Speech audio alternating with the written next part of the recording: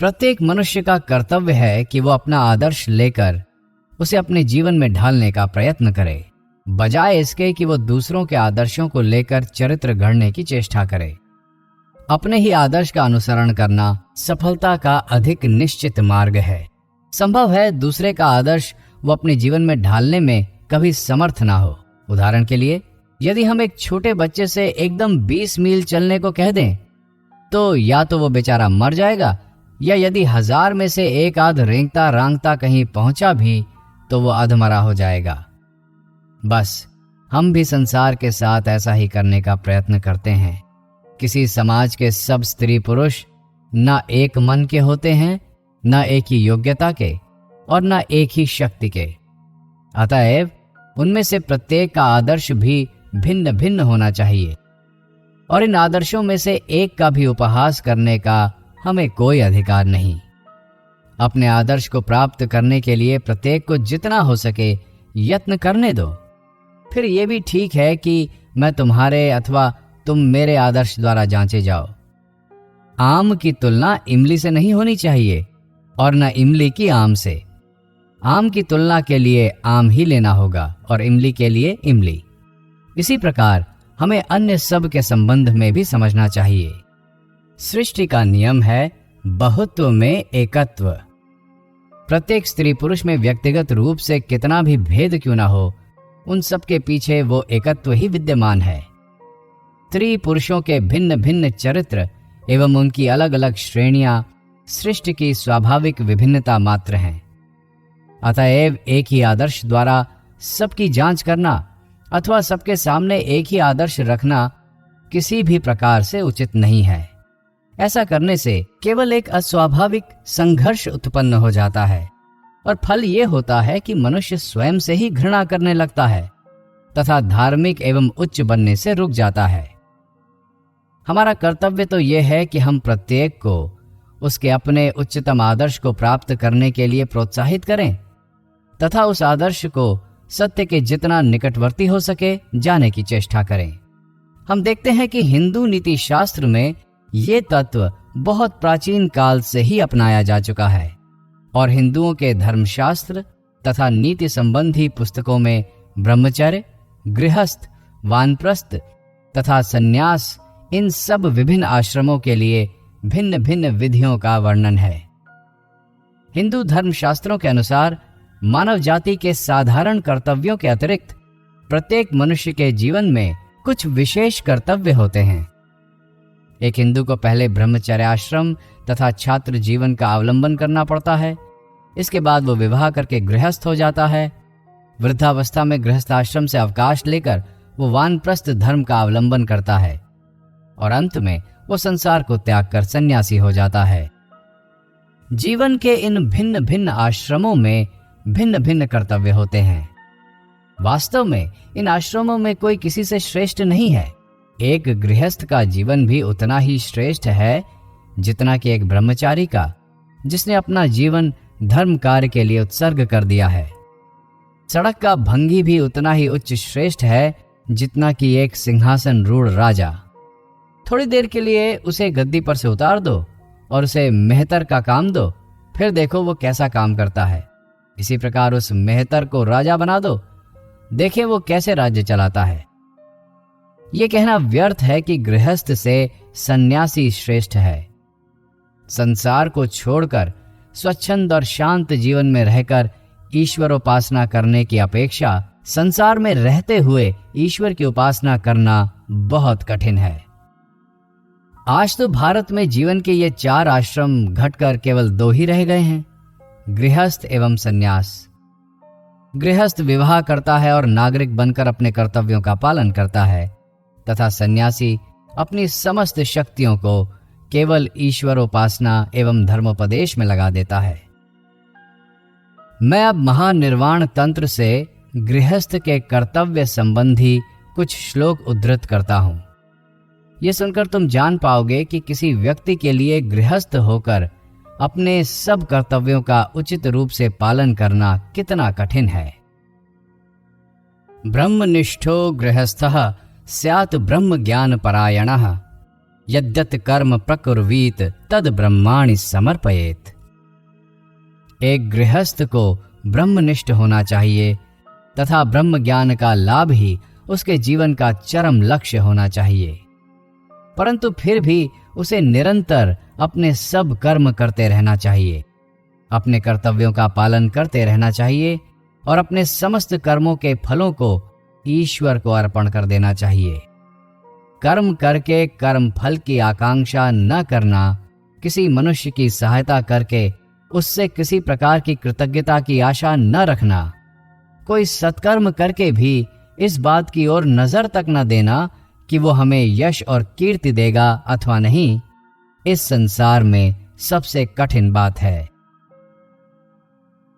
संसार जब प्रशंसा करने लगता है तब एक निहायत बुज़दिल भी बहादुर बन जाता है।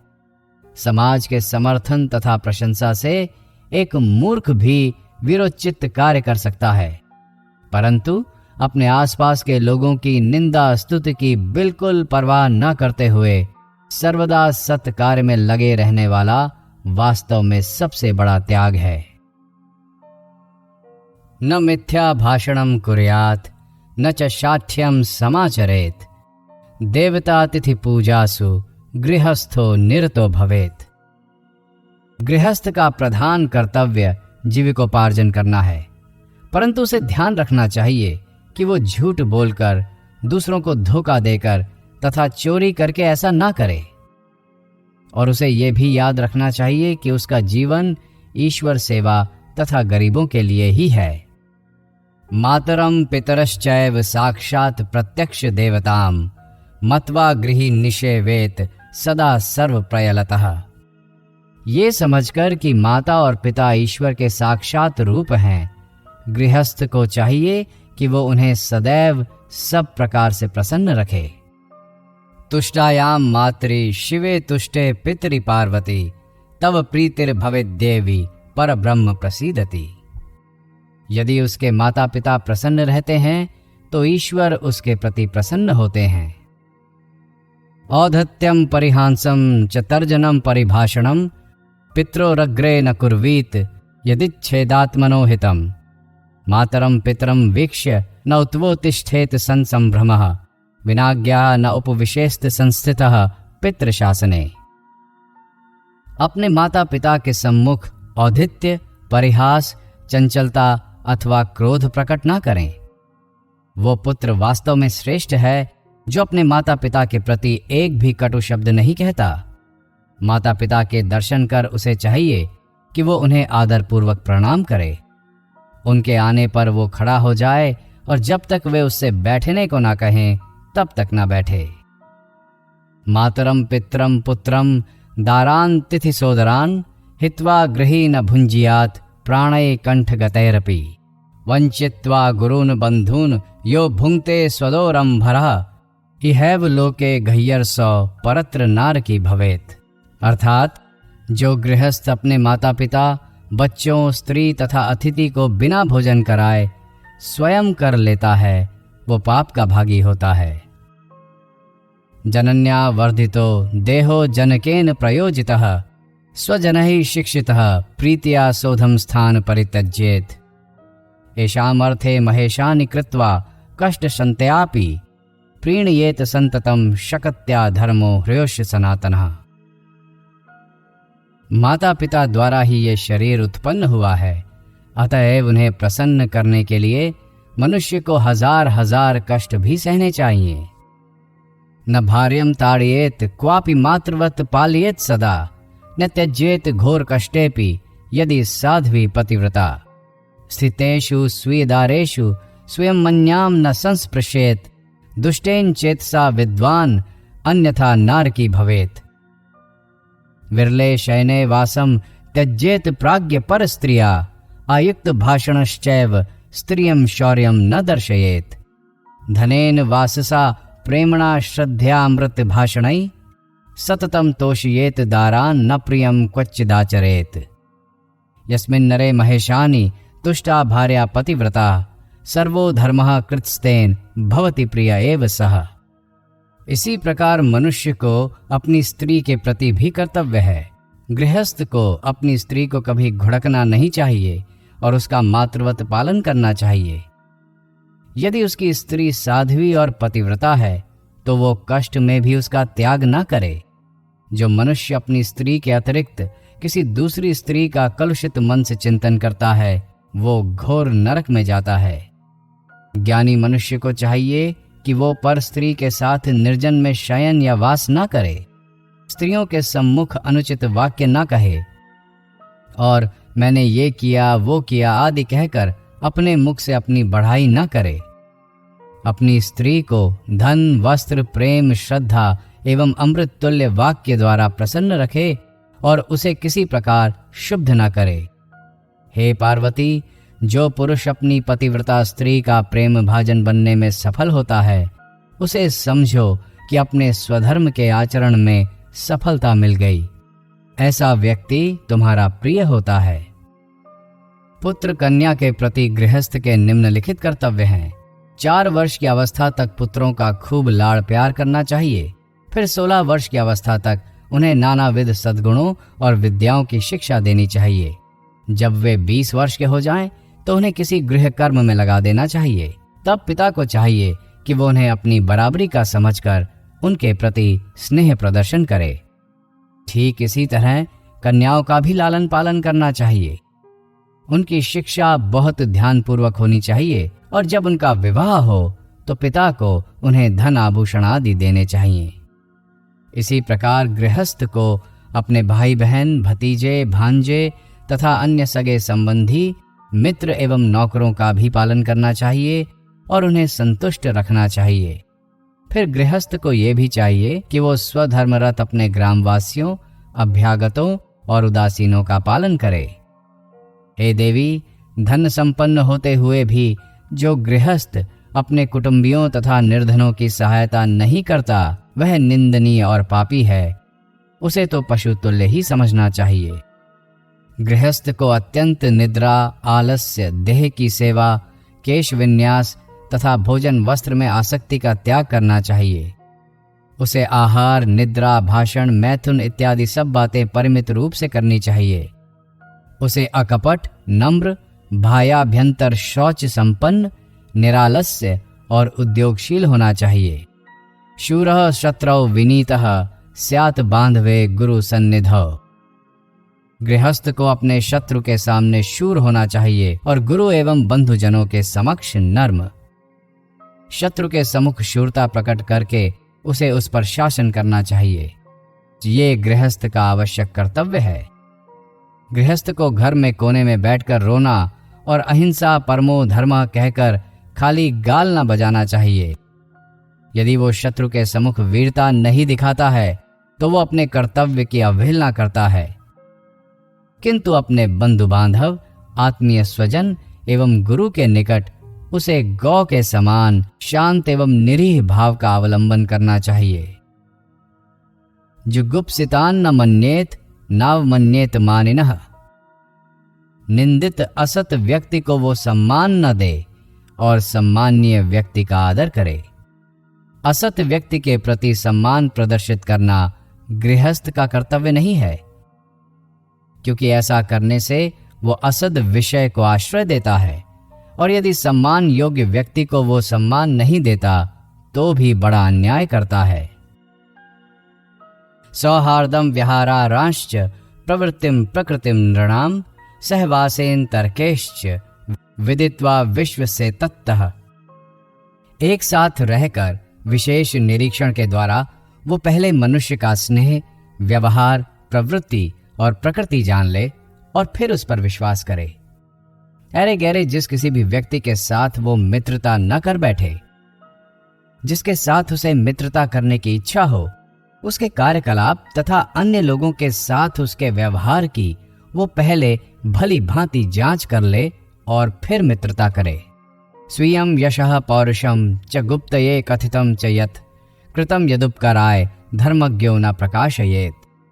यानी धर्मज्ञ गृहस्थ व्यक्ति को चाहिए कि वो अपना यश, पौरुष, दूसरों की हुई गुप्त बात तथा दूसरों के प्रति उसने जो कुछ उपकार किया है सबका वर्णन सर्वसाधारण के सम्मुख ना करे। उसे अपने वैभव अथवा अभाव आदि की भी बात नहीं करनी चाहिए। उसे अपने धन पर गर्व करना उचित नहीं। ऐसे विषय वो गुप्त ही रखे, यही उसका धर्म है। यह केवल सांसारिक अभिज्ञता नहीं है। यदि कोई मनुष्य ऐसा नहीं करता तो वो दुर्नीत परायण कहा जा सकता है। गृहस्थ सारे समाज की नींव के तरह है। वही मुख्य धन उपार्जन करने वाला होता है। निर्धन, दुर्बल, स्त्री, बच्चे आदि जो सब कार्य करने योग्य नहीं हैं, वे गृहस्थ के ऊपर ही निर्भर रहते हैं। अतएव गृहस्थ को कुछ कर्तव्य करने पड़ते हैं, और ये कर्तव्य ऐसे होने चाहिए कि उनका साधन करते करते वो अपने हृदय में शक्ति का विकास अनुभव करे, और ऐसा ना सोचे कि वो अपने आदर्श अनुसार कार्य नहीं कर रहा है। इसी कारण यदि उसने कोई अन्याय अथवा निंदित कार्य कर डाला तो उसे दूसरों के सम्मुख प्रकट नहीं करना चाहिए। इसी प्रकार यदि वो ऐसी किसी बात में लगा है जिसमें वो अपनी सफलता निश्चित मानता है तो उसे उसकी भी चर्चा नहीं करनी चाहिए।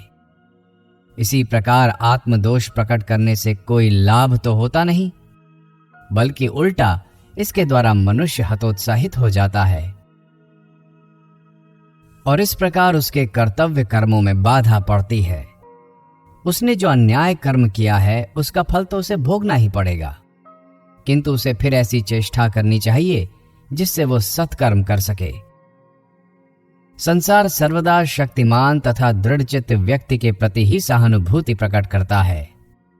विद्या धन यशो धर्मान यतमान उपार्जयेत व्यसनम चासत्ताम संगम मिथ्या द्रोहम परित्यज्येत। उसे चाहिए कि वो यत्नपूर्वक विद्या, धन, यश और धर्म का उपार्जन करे तथा व्यसन, द्यूत क्रीड़ा आदि, कुसंग, मिथ्या भाषण एवं परद्रोह का परित्याग करे। उसे सबसे पहले ज्ञान लाभ के लिए चेष्टा करनी चाहिए, फिर उसे धनोपार्जन के लिए भी यत्न करना चाहिए। यही उसका कर्तव्य है, और यदि वो अपने इस कर्तव्य को नहीं करता तो उसकी गणना मनुष्यों में नहीं। जो गृहस्थ धनोपार्जन की चेष्टा नहीं करता वो दुर्नीति परायण एवं निकम्मा है। यदि वो आलस्य भाव से जीवन यापन करता है और उसी में संतुष्ट रहता है तो वो असत प्रकृति वाला है, क्योंकि उसके ऊपर अनेकों व्यक्ति निर्भर रहते हैं। यदि वो यथेष्ट धन उपार्जन करता है तो उससे सैकड़ों का पालन पोषण होता है। यदि तुम्हारे इस शहर में सैकड़ों लोगों ने धनी बनने की चेष्टा न की होती तो ये सभ्यता, ये अनाथाश्रम और ये हवेलियां कहां से आती। ऐसी दशा में धनोपार्जन करना कोई अन्याय नहीं है, क्योंकि ये धन वितरण के लिए ही होता है। गृहस्थ ही समाज जीवन का केंद्र है। उसके लिए धन कमाना तथा उसका सत्कर्मों में व्यय करना ही उपासना है। जिस प्रकार एक सन्यासी को अपनी कुटी में बैठकर की हुई उपासना उसके मुक्ति लाभ में सहायक होती है, उसी प्रकार एक गृहस्थ की भी सदुपाय तथा सदुद्देश्य से धनी होने की चेष्टा उसके मुक्ति लाभ में सहायक होती है, क्योंकि इन दोनों में ही हम ईश्वर तथा जो कुछ ईश्वर का है उस सब के प्रति भक्ति से उत्पन्न हुए आत्मसमर्पण एवं आत्मत्याग का ही प्रकाश पाते हैं। भेद है केवल प्रकाश के रूप भर में। बहुधा देखा जाता है कि लोग ऐसे कार्यों में प्रवृत्त हो जाते हैं जो उनकी शक्ति के बाहर होते हैं। इसका फल यही होता है कि उन्हें फिर अपने उद्देश्य सिद्धि के लिए दूसरों को धोखा देना पड़ता है। फिर अवस्थानुगता श्रेष्ठा समयानुगता क्रिया तस्माद अवस्थाम समयम वीक्ष्य कर्म समाचरेत। प्रयत्न अवस्था पर और क्रिया समय पर अवलंबित रहती है, अतएव अवस्था और समय के अनुसार ही कार्य करना चाहिए। सभी बातों में इस समय की ओर विशेष दृष्टि रखनी चाहिए। एक समय जिसमें असफलता हुई है, संभव है उसी में दूसरे समय पूरी सफलता प्राप्त हो जाए। सत्यम मृदु प्रियम धीरो वाक्यम हितकरम वदेत आत्मोत्कर्षम तथा निंदाम परेशान परिवर्जयेत। धीर गृहस्थ को सत्य, मृदु, प्रिय तथा हितकर वचन बोलने चाहिए। वो अपने उत्कर्ष की चर्चा ना करे और दूसरों की निंदा करना छोड़ दे। जलाशायश्च वृक्षायश्च विश्राम गृह ध्वनि सेतु प्रतिष्ठितो येन तेन लोकत्रयम जितम। जो व्यक्ति सब लोगों की सुविधा के लिए जलाशय खुदवाता है, वृक्ष लगाता है, धर्मशालाएं तथा सेतु निर्माण कराता है, वो तीनों लोकों को जीत लेता है। बड़े बड़े योगियों को जो पद प्राप्त होता है, इन सब कर्मों को करने वाला भी उसी ओर अग्रसर होता है। ऊपर कहे हुए वाक्यों द्वारा ये स्पष्ट है कि कर्मयोग संबंधी इन नीति वाक्यों को कार्य रूप में परिणत करना ही गृहस्थ का मुख्य कर्तव्य है। सर्वदा क्रियाशील रहना कर्मयोग का एक अंग है। यही गृहस्थ का कर्तव्य है। उक्त तंत्र ग्रंथ में एक और श्लोक इस प्रकार है, न विभेति रणाद यो वै संग्रामेप्यपरांग मुखा धर्म युद्धे मृतो वापि तेन लोकत्रयम जितम। जो मनुष्य युद्ध में नहीं डरता, पीठ नहीं दिखाता और जो धर्म युद्ध में मृत्यु को प्राप्त होता है, वो तीनों लोकों को जीत लेता है। यदि स्वदेश अथवा स्वधर्म के लिए युद्ध करते करते मनुष्य की मृत्यु हो जाए, तो योगी जन जिस पद को ध्यान द्वारा पाते हैं, वही पद उस मनुष्य को भी मिलता है। इससे यह स्पष्ट है कि जो एक मनुष्य का कर्तव्य है, वो दूसरे मनुष्य का कर्तव्य नहीं भी हो सकता है।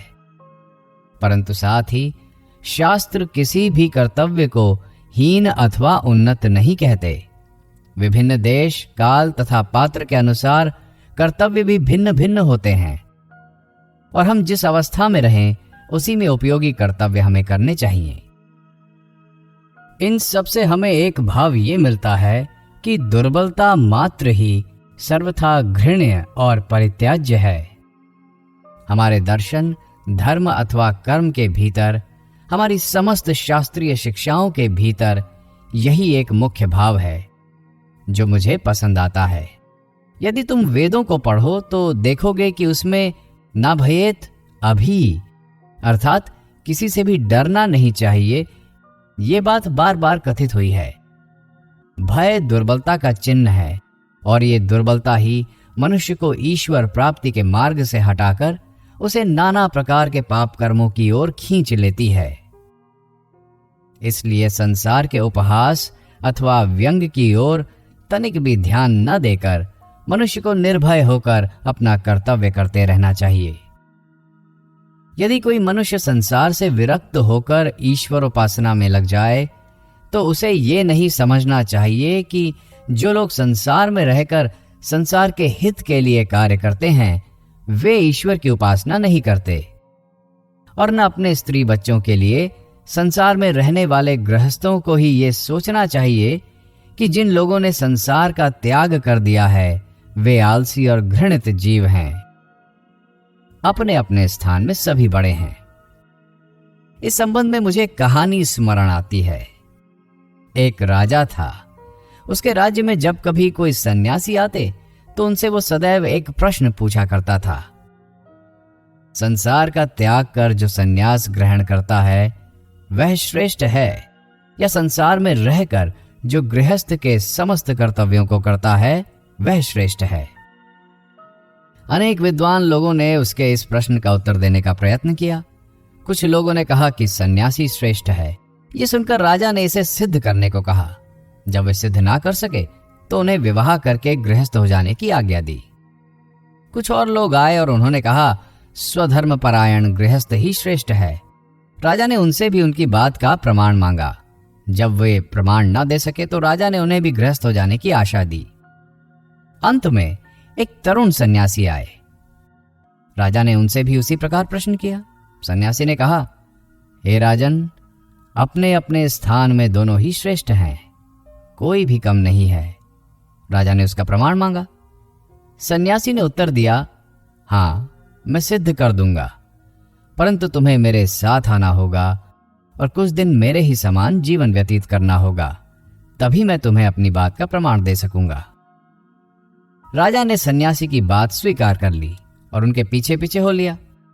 वो उन सन्यासी के साथ अपने राज्य की सीमा को पार कर अनेक देशों में से होता हुआ एक बड़े राज्य में आ पहुंचा। उस राज्य की राजधानी में एक बड़ा उत्सव मनाया जा रहा था। राजा और सन्यासी ने संगीत और नगाड़ों के शब्द सुने तथा डोंडी पीटने वालों की आवाज भी। लोग सड़कों पर सुसज्जित होकर कतारों में खड़े थे। उसी समय कोई एक विशेष घोषणा की जा रही थी। उपर्युक्त राजा तथा सन्यासी भी ये सब देखने के लिए वहां खड़े हो गए। घोषणा करने वाले ने चिल्लाकर कहा, इस देश की राजकुमारी का स्वयंवर होने वाला है। राजकुमारियों का अपने लिए इस प्रकार पति चुनना भारतवर्ष में एक पुराना रिवाज था। अपने भावी पति के संबंध में प्रत्येक राजकुमारी के अलग अलग विचार होते थे। कोई अत्यंत रूपवान पति चाहती थी, कोई अत्यंत विद्वान, कोई अत्यंत धनवान, आदि आदि। अड़ोस पड़ोस के राज्यों के राजकुमार सुंदर से सुंदर ढंग से अपने को सजाकर राजकुमारी के सम्मुख उपस्थित होते थे। कभी कभी उन राजकुमारों के भी भाट होते थे जो उनके गुणों का गान करते तथा ये दर्शाते थे कि उन्हीं का वरण किया जाए। राजकुमारी को एक सजे हुए सिंहासन पर बैठाकर आलीशान ढंग से सभा के चारों ओर ले जाया जाता था। वो उन सब के सामने जाती तथा उनका गुणगान सुनती। यदि उसे कोई राजकुमार नापसंद होता तो वो अपने वाहकों से कहती, आगे बढ़ो, और उसके पश्चात उस नापसंद राजकुमार का कोई ख्याल तक नहीं किया जाता था।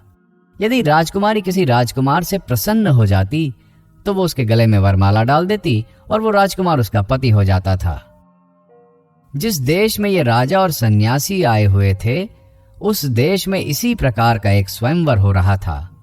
ये राजकुमारी संसार में अद्वितीय सुंदरी थी और उसका भावी पति ही उसके पिता के बाद उसके राज्य का उत्तराधिकारी होने वाला था। इस राजकुमारी का विचार एक अत्यंत सुंदर पुरुष से विवाह करने का था, परंतु उसे योग्य व्यक्ति मिलता ही नहीं था। कई बार उसके लिए स्वयंवर रचाए गए, पर राजकुमारी को अपने मन का पति न मिला। इस बार का स्वयंवर बड़ा सुंदर था। अन्य सभी अवसरों की अपेक्षा इस बार अधिक लोग आए थे। राजकुमारी रत्न जटित सिंहासन पर बैठकर आई और उसके वाहक उसे एक राजकुमार के सामने से दूसरे राजकुमार के सामने ले आए, परंतु उसने किसी की ओर देखा तक नहीं। सभी लोग निराश हो गए और सोचने लगे कि क्या अन्य अवसरों की भांति इस बार का स्वयंवर भी असफल ही रहेगा। इतने में ही वहां एक दूसरा तरुण सन्यासी आ पहुंचा। वो इतना सुंदर था कि मानो सूर्य देव ही आकाश छोड़कर स्वयं पृथ्वी पर उतर आए हों। वो आकर सभा की एक ओर खड़ा हो गया और जो कुछ हो रहा था उसे देखने लगा। राजकुमारी का सिंहासन उसके समीप आया और ज्यों ही उसने उस सुंदर सन्यासी को देखा, त्यों ही वो रुक गई और उसके गले में वरमाला डाल दी। तरुण सन्यासी ने एकदम माला को रोक लिया और ये कहते हुए, छी छी, ये क्या है, उसे फेंक दिया। उसने कहा, मैं सन्यासी हूं, मुझे विवाह से क्या प्रयोजन। उस देश के राजा ने सोचा कि शायद निर्धन होने के कारण ये राजकुमारी से विवाह करने का साहस नहीं कर पा रहा है। अतएव उसने उससे कहा, देखो, मेरी कन्या के साथ तुम्हें मेरा आधा राज्य अभी मिल जाएगा और संपूर्ण राज्य मेरी मृत्यु के पश्चात। और ये कहकर उसने सन्यासी के गले में फिर माला डाल दी। उस युवा सन्यासी ने माला फिर निकालकर फेंक दी और कहा, यह सब क्या झंझट है, मुझे विवाह से क्या मतलब। और ये कहकर वो तुरंत सभा छोड़कर चला गया। इधर राजकुमारी इस युवा पर इतनी मोहित हो गई कि उसने कह दिया, मैं इसी मनुष्य से विवाह करूंगी, नहीं तो प्राण त्याग दूंगी। और राजकुमारी सन्यासी के पीछे पीछे उसे लौटा लाने के लिए चल पड़ी। इसी अवसर पर अपने पहले सन्यासी ने, जो राजा को यहां लाए थे, राजा से कहा, राजन चलिए, इन दोनों के पीछे पीछे हम लोग भी चलें। निदान वे उनके पीछे पीछे काफी फासला रखते हुए चलने लगे। वो युवा सन्यासी जिसने राजकुमारी से विवाह करने से इनकार कर दिया था, कई मील निकल गया और अंत में एक जंगल में घुस गया। उसके पीछे राजकुमारी थी और उन दोनों के पीछे ये दोनों। तरुण सन्यासी उस वन से भली भांति परिचित था तथा वहां के सारे जटिल रास्तों का उसे ज्ञान था। वो एकदम एक रास्ते में घुस गया और अदृश्य हो गया। राजकुमारी उसे फिर न देख सकी। उसे काफी देर ढूंढने के बाद अंत में वो एक वृक्ष के नीचे बैठ गई और रोने लगी, क्योंकि उसे बाहर निकलने का मार्ग नहीं मालूम था। इतने में ये राजा और सन्यासी उसके पास आए और उसे कहा, बेटी रो मत, हम तुम्हें इस जंगल के बाहर निकाल ले चलेंगे, परंतु अभी बहुत अंधेरा हो गया है, जिससे रास्ता ढूंढना सहज नहीं। यही एक बड़ा पेड़ है, आओ इसी के नीचे हम सब विश्राम करें और सवेरा होते ही हम तुम्हें मार्ग बता देंगे। अब उस पेड़ की डाली पर एक छोटी नर चिड़िया, उसकी स्त्री तथा उसके 3 बच्चे रहते थे। उस नर चिड़िया ने पेड़ के नीचे इन तीनों लोगों को देखा और अपनी स्त्री से कहा, देखो हमारे यहां ये लोग अतिथि हैं, जाड़े का मौसम है, हम लोग क्या करें, हमारे पास तो आग है ही नहीं। ये कहकर वो उड़ गया और एक जलती हुई लकड़ी का टुकड़ा अपनी चोंच से दबा लिया और उसे अतिथियों के सामने गिरा दिया। उन्होंने उसमें लकड़ी लगाकर खूब आग तैयार कर ली, परंतु नर चिड़िया को फिर भी संतोष न हुआ।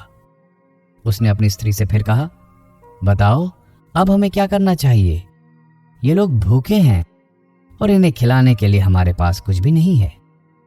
हम लोग गृहस्थ हैं और हमारा धर्म है कि जो कोई हमारे घर पर आए उसे हम भोजन कराएं। जो कुछ मेरी शक्ति है मुझे अवश्य करना चाहिए, मैं उन्हें अपना ये शरीर ही दे दूंगा। ऐसा कहकर वो आग में कूद पड़ा और भुन गया। अतिथियों ने उसे आग में गिरते देखा तो उसे बचाने का यत्न भी किया, परंतु बचा न सके। उस नर चिड़िया की स्त्री ने अपने पति का सुकृत देखा और अपने मन में कहा, ये तो 3 लोग हैं, इनके भोजन के लिए केवल एक ही चिड़िया पर्याप्त नहीं। पत्नी के रूप में मेरा यह कर्तव्य है कि मैं अपने पति के परिश्रम को व्यर्थ न जाने दूं। ये मेरा भी शरीर ले लें। और ऐसा कहकर वो भी आग में गिर गई और भुन गई। इसके बाद जब उन 3 छोटे बच्चों ने देखा कि उन अतिथियों के लिए इतना तो पर्याप्त न होगा, तो उन्होंने आपस में कहा, हमारे माता पिता से जो कुछ बन पड़ा उन्होंने किया, परंतु फिर भी उतना पूरा न पड़ेगा। अब हमारा धर्म है कि हम उनके कार्य को पूरा करें, हमें अपने शरीर भी दे देने चाहिए। और ये कहकर वे सब भी आग में कूद पड़े। ये सब देखकर ये तीनों लोग बहुत चकित हुए। इन चिड़ियों को वो खा भी कैसे सकते थे। रात को वो बिना भोजन किए ही रहे। प्रातःकाल राजा तथा सन्यासी ने राजकुमारी को जंगल का मार्ग दिखला दिया और वो अपने पिता के घर वापस चली गई। तब सन्यासी ने राजा से कहा, देखो राजन, तुम्हें अब ज्ञात हो गया है कि अपने अपने स्थान में सब बड़े हैं। यदि तुम संसार में रहना चाहते हो तो इन चिड़ियों के समान रहो। दूसरों के लिए अपना जीवन दे देने को सदैव तत्पर रहो। और यदि तुम संसार छोड़ना चाहते हो तो उस युवा सन्यासी के समान हो जाओ, जिसके लिए वो परम सुंदर स्त्री और एक राज्य तिनके के समान था। यदि गृहस्थ होना चाहते हो तो दूसरों के हित के लिए अपना जीवन अर्पित कर देने के लिए तैयार रहो। और यदि तुम्हें सन्यास जीवन की इच्छा है तो सौंदर्य, धन तथा अधिकार की ओर आंख तक न उठाओ। अपने अपने स्थान में सब श्रेष्ठ हैं, परंतु एक का कर्तव्य दूसरे का कर्तव्य नहीं हो सकता।